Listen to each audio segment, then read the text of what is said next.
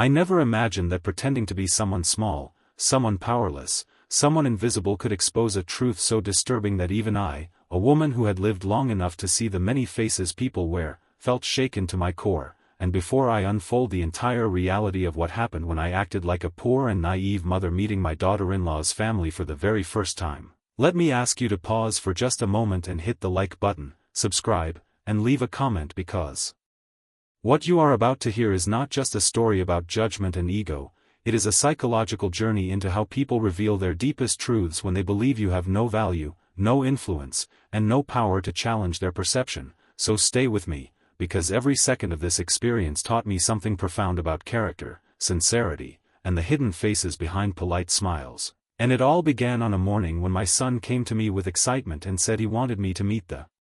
family of the woman he intended to marry, and though I was genuinely happy for him, a quiet voice inside me whispered that something was off, something I couldn't name, something I needed to see for myself. So instead of dressing in my usual elegant clothes, instead of carrying my usual confidence and social awareness, I made a decision that even surprised me. A decision inspired by years of watching how humans behave differently depending on who they believe they are speaking to. So I wore an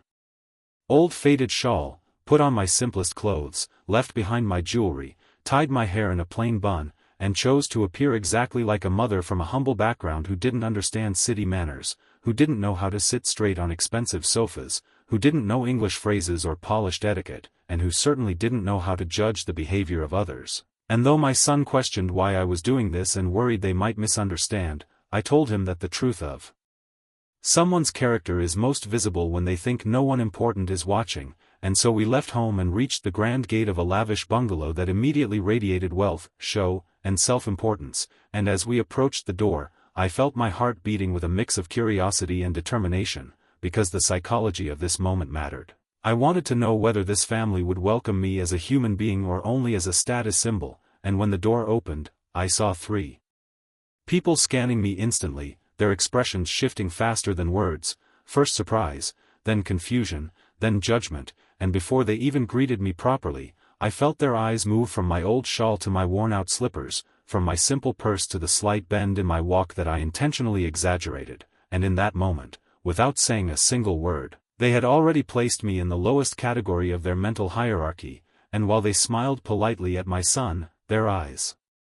toward me held the kind of cold calculation that happens when people believe you are beneath them. And as they led me inside, I noticed how they subtly guided me toward the seat at the edge of the sofa, not the center, not the comfortable spot, but the far end where a guest of lesser importance would sit, and I slowly lowered myself into that spot, pretending to struggle, pretending to be unsure of how to place my hands or where to put my purse, and their reaction was exactly what psychology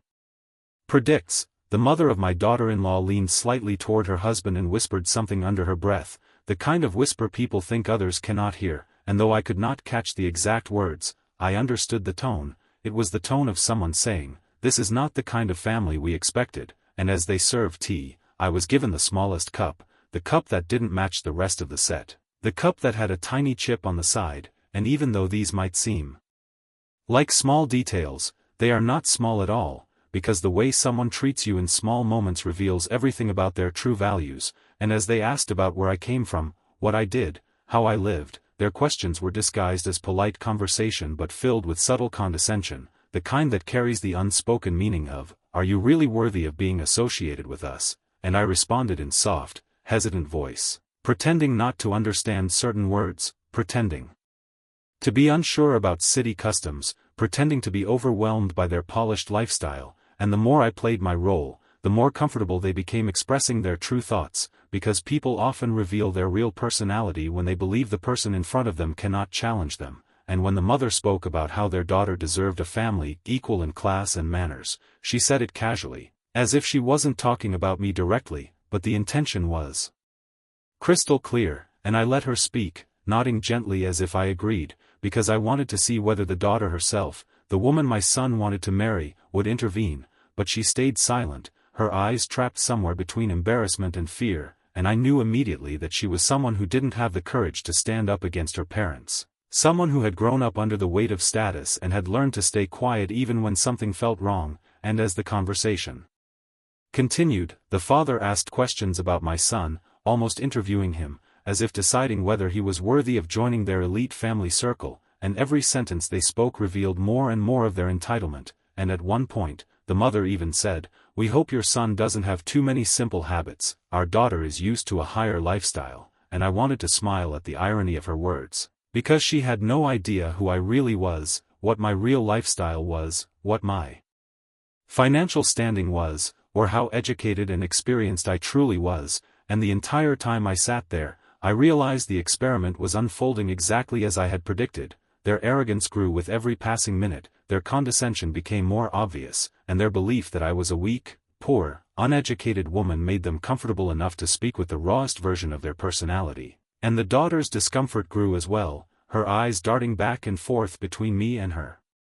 parents, unable to find a way out of this collapsing facade of politeness, and as I watched all of this unfold, I understood that this meeting was not just exposing them, it was revealing the future of my son's marriage, because if a family cannot respect the mother of the man their daughter wants to marry, they will never truly respect the man himself, and as I sat there quietly, observing, absorbing, analyzing, I realized the psychological truth of human behavior. People treat you based on the value they assign you, not the value you actually have, and when they believe you are powerless, they show you their real face instantly, and in that moment, I knew that everything that would happen next would define not only my son's future but also the truth about who this family really was behind their wealth, their manners, their polished smiles, and their carefully constructed image of superiority. As I continued sitting in that lavish yet suffocating drawing room pretending to be a poor and naive mother, the atmosphere surrounding me began to shift into something even more revealing, something that exposed not only the family's arrogance but the psychological patterns of people who believe wealth automatically elevates their moral worth, and the mother of my daughter-in-law, who had initially spoken politely, gradually became bolder in her condescension, as though the more she observed my simple clothing, my silent demeanor, and my humble posture, the more confident she became that she could speak freely without any consequences, and she began making subtle comments like, "Some families don't understand how difficult it is to maintain a certain lifestyle," or "People from small backgrounds cannot always adjust to the expectations of high society marriage," and though these words were delivered with polite smiles, the underlying insult was sharp enough to cut through the illusion of hospitality they were trying to maintain, and I noticed the father nodding in agreement as if these beliefs were not just opinions but rules that governed every decision in their household, and I could tell from the way he crossed his legs, the way he held his cup, the way he examined the room as he spoke, that he was a man who believed he existed at the top of a hierarchy he built in his mind, a hierarchy in which people like me, people he assumed to be simple and uneducated, sat at the very bottom. But what fascinated me most was my daughter-in-law herself, her silence growing heavier with every word her parents spoke, and she kept lowering her gaze each time her mother mentioned the word status, and though she tried to smile at me politely, her smile trembled at the edges, revealing a deep internal conflict, and I understood that she was not a bad person but a product of psychological conditioning, raised in a household where appearances mattered more than empathy and where silence was taught as a survival mechanism, especially for a girl expected to obey, to comply, to stay in line with the family's image, and as I kept observing her, pretending to be unaware, I saw her steal glances at my son, glances filled with embarrassment, worry, and perhaps fear that he would misunderstand her silence as agreement with her parents' arrogance, but she still said nothing, and silence, especially in moments of injustice, reveals just as much about a person as speech does. And while they continued their passive-aggressive interrogation of my son, asking whether he had ambition, whether he could match their daughter's lifestyle, whether he understood modern expectations, and whether he would allow their daughter to continue the comfortable life she was used to, I watched my son's posture stiffen slightly, his jaw tightening, though he remained respectful, and I could feel the disappointment growing inside him as he slowly realized the truth about the family he thought he respected, and each question they asked was designed with psychological precision, crafted not to know the truth about him but to make him feel inferior, to establish a power imbalance from the very beginning, and every time they mentioned money, lifestyle, status, reputation, and expectations, it became clearer that they weren't looking for a son-in-law, they were looking for someone who would fit their image, someone they could mold, someone who wouldn't challenge the superiority they believed they earned through material wealth, and I continued playing my part, responding with hesitant nods and humble phrases, allowing them to believe I was overwhelmed, allowing them to believe that their words intimidated me, because the more relaxed they felt in their superiority, the more openly they revealed their true thoughts, and soon their polite veneer dissolved completely, turning into remarks that were no longer subtle but directly insulting, like, "Our daughter deserves stability, not struggle," and "marrying into the right family is more important than marrying for love," and though I wanted to speak, to reveal my true self, to defend my son's dignity, I stayed silent because I needed to understand fully what kind of people we were dealing with and how deeply their arrogance ran, and as they continued talking, I noticed how often they looked at each other before speaking, the way people do when they want to reinforce their superiority through mutual validation. And every glance between them said, "We are better than these people sitting in our home," but what they didn't realize was that every word, every gesture, every tone they used was giving me the clearest psychological map of their personalities. The father exhibited dominance and control, the mother displayed insecurity masked as superiority, and the daughter revealed a lifetime of emotional suppression. And the deeper I sank into my role as a naive mother, the more they sank into their role as self-appointed judges of worth, and at one point the mother even said, "Some marriages weaken a family's reputation," looking directly at me as though I didn't understand, and I simply smiled gently and nodded, and that nod gave her the confidence to continue her monologue of superiority, because she truly believed I was too simple to understand the insult hidden behind her words, and while they spoke, I studied every micro-expression, every tightening of the jaw, every shift in their posture,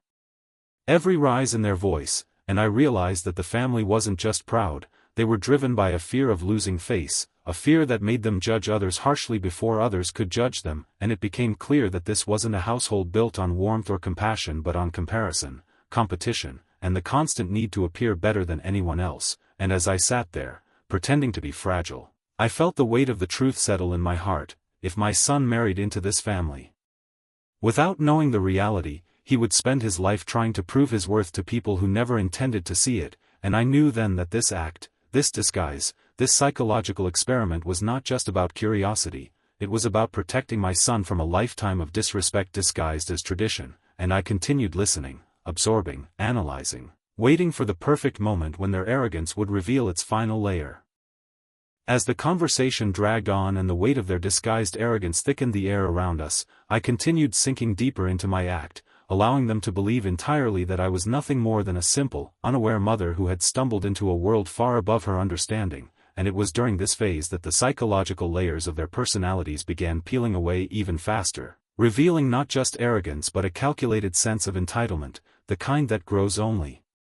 when people remain unchallenged for too long, and the father, now fully confident that I was harmless and intellectually inferior, leaned back with a self-satisfied calmness and began lecturing me about how marriages require compatibility, a word he repeated again and again, each time twisting it to mean something different, sometimes hinting at finances, sometimes education, sometimes lifestyle, and sometimes social image, and although he didn't say it outright, he continued implying that my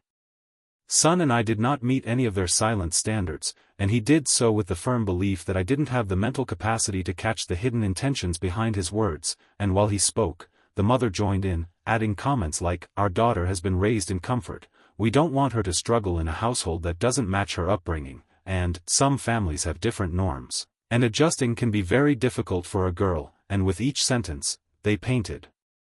themselves as victims of potential inconvenience when in reality they were clearly asserting their superiority, establishing psychological dominance, and asserting that they believed they were doing us a favor by even considering this marriage, and I watched my future daughter-in-law closely as her parents spoke, her face turning pale and her fingers twisting nervously in her lap, revealing the internal conflict she was too afraid to express, and her silence once again confirmed that she had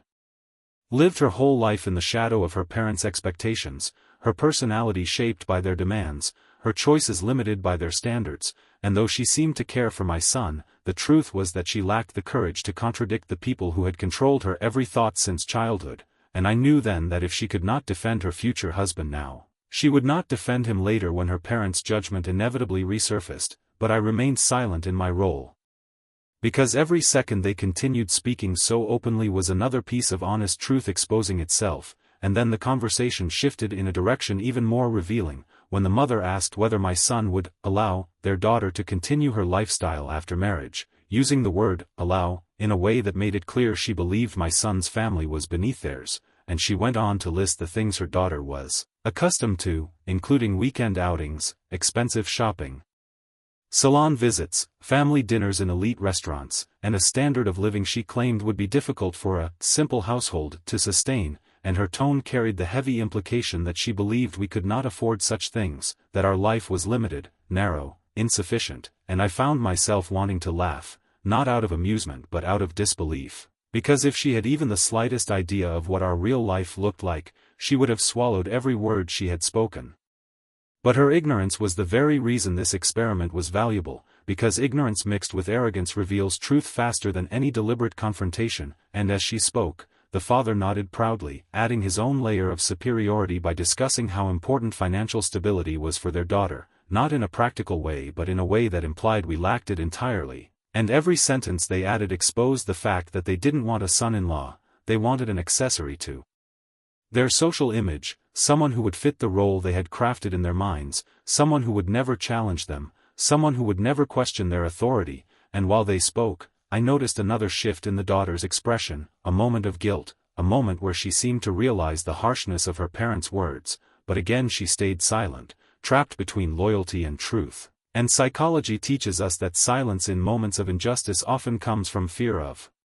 losing approval, and she was clearly afraid of her parents' disapproval, and as the conversation continued, they began questioning my son more directly, asking about his career, his income, his future plans, not out of genuine curiosity but to measure him, weigh him, evaluate him like a product to determine whether he matched their checklist, and every time he answered something confidently, they responded with subtle but pointed remarks that diminished his worth, remarks like, "That's good, but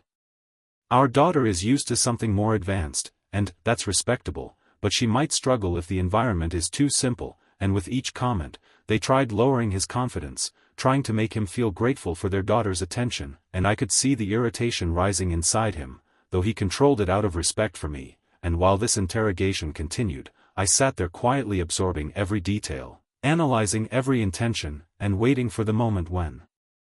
their ego would fully expose itself, and that moment came when the father casually mentioned that they preferred to marry their daughter into a family equal in class, looking me directly in the eye as if to assess whether I understood the insult, and I responded with a gentle, naive smile, pretending once again that I was too simple to comprehend the sting behind his words, but inside I felt a fire growing, not of anger but of clarity, because the more they revealed, the more certain I became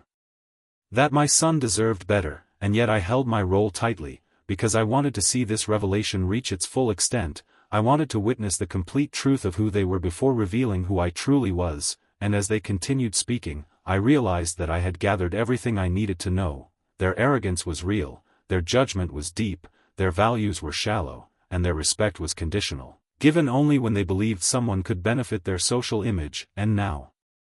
that the truth was fully exposed, I began preparing myself for the moment when I would finally break my silence and show them the woman they had so foolishly underestimated. As the day stretched on and their confidence in underestimating me grew stronger with every careless word, I realized the time had come to slowly pull away the mask of helplessness I had been wearing since I first stepped into their home, but I didn't want the reveal to be dramatic or sudden, because sudden truths allow people to deny their behavior, so instead I chose a method psychologists call gradual dissonance, where a person's perception breaks slowly, piece by piece, until their own actions catch up with them, and it began when the father was speaking with that same overconfident tone about the difference between educated families and those who don't understand modern sensibilities, and while he spoke, I allowed my back to straighten just slightly, my voice to lose one layer of softness, and my eyes to lift with a calm awareness that had not been present before, and at first they didn't notice, because when people see you as inferior, they do not observe you closely. But then came the moment when the father mentioned a business term, something related to market value, and he used it incorrectly, twisting its meaning out of context, and before I could stop myself, the truth slipped into my voice, and I gently corrected him, using the proper definition with a level of clarity that did not match the persona I was playing, and the moment the words left my mouth, I saw all three of them freeze. The father pausing mid-gesture, the mother's smile stiffening into confusion, and the daughter's eyes widening with something between surprise and dawning realization, and the father, trying to maintain his composure, attempted to laugh it off, asking casually how someone like me knew such things, but before I could answer, I deliberately allowed another small truth to escape, this time referencing something related to economics in a way that clearly revealed intellect, awareness, and education far beyond what they assumed, and now they were nervous, their mind scrambling to make sense of what they were seeing, because the woman sitting before them no longer fit the image they had created in their minds, and then, as if guided by fate, my phone rang, my real phone, the expensive one I had taken out earlier but kept hidden under my shawl, and when I lifted it, their faces changed violently. The mother leaned forward, her eyes narrowing as she recognized the model, and the father stiffened, his voice losing its dominance as he asked, "Is that your phone?" And I simply nodded, offering no explanation, letting silence do the work, because silence is a powerful psychological tool, and the longer I stayed quiet, the more their discomfort grew, and now their minds were racing back through everything they had said, replaying their insults, their comparisons, their superiority, their judgments, and guilt began settling into the daughter's expression like a shadow she couldn't hide, and then, gently, deliberately, I placed my simple cloth purse on the table and opened it, revealing documents, keys, and a neatly organized set of cards and items that clearly belonged to someone far more educated, far more stable, and far more successful than the persona I had portrayed, and I watched the father's throat move as he swallowed hard, sensing that something irreversible was about to be revealed, and when I finally spoke, I did not raise my voice, I did not accuse them, I did not express anger, because anger gives people excuses, but calm truth leaves them with none, and I told them in a steady, peaceful tone that I had come this way because I wanted to see who they were behind the polished smiles they show society, and I explained that humility is not poverty, simplicity is not ignorance, and wealth does not guarantee character, and as I spoke, I saw their faces transform from confusion to shock to humiliation, because the image they had constructed so confidently had shattered before their eyes, and I continued, telling them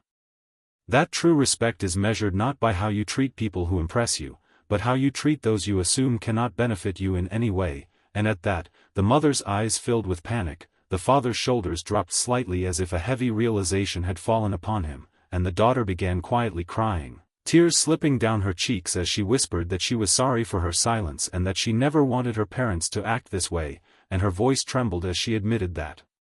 she had tried to tell them to be respectful, but fear of disappointing them had held her back, and I placed a gentle hand on her shoulder, telling her that silence in front of wrong is also wrong, and that if she truly loved my son, she would need to learn to stand up for fairness, not just follow instructions, and as the room filled with raw truth, the father finally attempted to apologize, his voice quieter, his superiority evaporated, but apologies given after exposure are often motivated by discomfort rather than true understanding, and though I nodded politely, I could see in his eyes that he was struggling not with remorse but with the shock of realizing that all his judgments had been based on an illusion, and the mother, trying to salvage her dignity, claimed she had only wanted what was best for her daughter, but I calmly told her that the best for a child is not always the wealthiest marriage but the kindest environment, and that values matter more than cars, houses, or social circles, and she lowered her gaze, unable to respond, and in that moment, the room felt heavier, not from conflict but from the truth that had finally settled in every corner of it. I kept thinking that everything would calm down after the wedding, that the storm inside their family would settle once the facade of perfection no longer needed to impress anyone, but I was wrong, because what came afterward revealed even more hidden intentions and truths they never expected me to discover. And as the days passed I noticed how my daughter-in-law's family kept trying to involve themselves in decisions that belonged only to my son and his wife, inserting themselves into moments where they were neither invited nor needed, trying to shape the marriage according to their own interests, and although I continued to act like the quiet, harmless, naive mother who did not understand the deeper dynamics of their behavior, inside I was observing everything with the sharpness of someone who had lived long enough to read what lies behind forced politeness, and one day when I visited their home, pretending once again to be simple and unaware, I overheard a conversation that changed everything, because they did not know I had arrived, and from the hallway I heard my daughter-in-law's mother saying sharply that now that their daughter had married into what she still believed to be a struggling, lower-class household, they needed to secure long-term benefits for her, pushing her to subtly request money, property, or influence from my son, talking as though marriage were a transaction rather than a partnership built on trust, and I stood there frozen, not out of fear,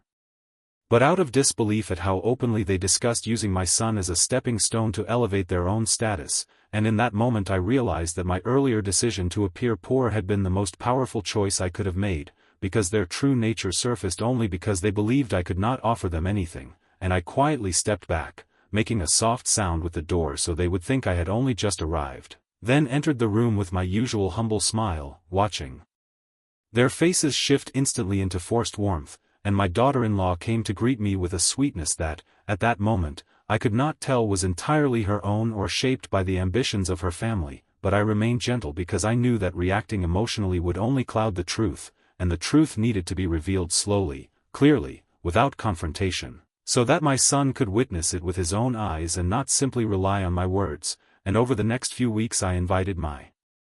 daughter-in-law to spend time at my home more often, not to test her or corner her, but to see who she truly was when she was away from the influence of people who controlled her decisions, and surprisingly, when she sat in my kitchen helping me cook, talking about her fears, her dreams, and her desire to break free from the pressure of being the perfect daughter, I saw a version of her that was sincere, tired, and aching for acceptance, and slowly I realized that she was not the mastermind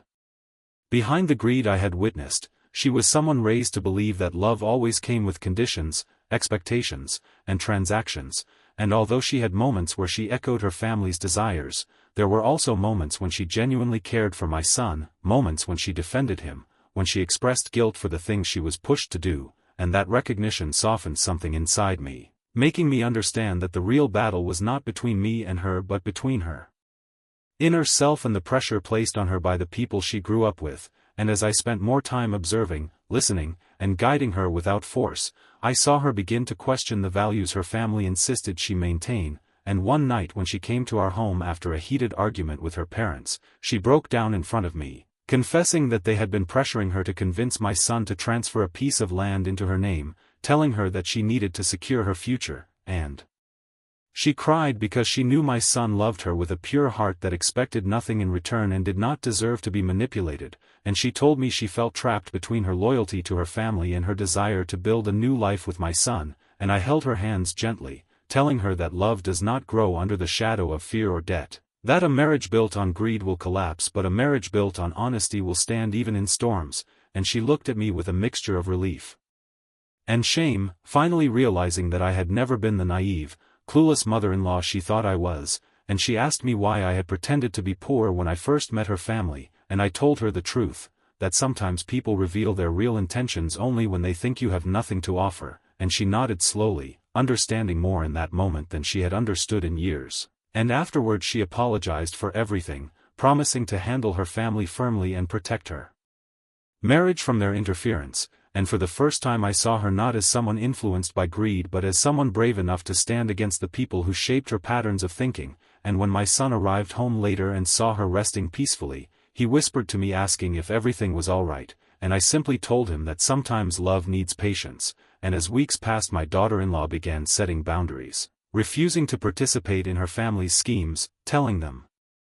that her marriage was not a tool for their advancement. And though they reacted angrily at first, she remained strong, supported by my son, supported quietly by me, and as their influence faded a new version of her began to surface, one who finally understood that real stability comes from building rather than taking, giving rather than demanding, and loving rather than bargaining, and gradually our home became warmer, freer from secrets and manipulation, turning into a space where trust flowed naturally, and my son eventually learned the full story. Not because I exposed anyone but because my daughter-in-law courageously told him the truth, and he held her not with resentment but with empathy, grateful that she chose honesty over pressure, and as I watched them grow into a healthier, stronger partnership, I felt a deep satisfaction knowing that pretending to be poor had not only revealed the nature of her family but had also given her a chance to break away from a cycle of unhealthy expectations, and now when her family visits, they are polite not because of my wealth but because they know she cannot be influenced anymore, and I sit quietly, still carrying the same humble smile, not because I am hiding something but because humility, even when intentional, has more power than pride, and today when I look back at everything, I realized that the moment I acted like a naive mother was the moment the truth started unfolding piece by piece, giving my son the life he deserved and giving my daughter-in-law the courage she needed to rewrite her own story. And perhaps that is the lesson hidden behind all of this, that sometimes pretending to be small reveals the true size of the hearts around you, and sometimes the greatest strength lies not in showing what you have but in allowing others to show who they truly are.